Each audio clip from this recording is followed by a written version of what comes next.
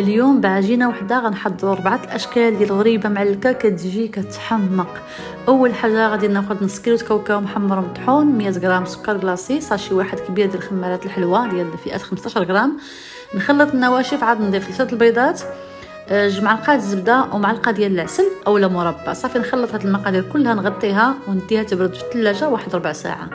من بعد نخرجها ونكورها، وغادي ندوزهم اولا في ابيض البيض، ومن بعد شويه ديال اللوز ايفيلي بيستاش مهرمش، شويه ديال الجنجلان وسكر كلاصي. غادي نوعهم كل وحده بوحديتها، وغادي نزينهم. غنديرهم في الطاوه، نديرهم في الطاوه اللي غندخل الفران، ونزينهم بشويه ديال التوت بري اللي ما كانش متوفر، ممكن تعوضوه بلي سوريز، وندخلهم يطيبوا 5 دقائق من الفوق حتى كيتفلحوا. عاد كنشعل عليهم من التحت على 10 ديال الدقائق على درجه حراره 160.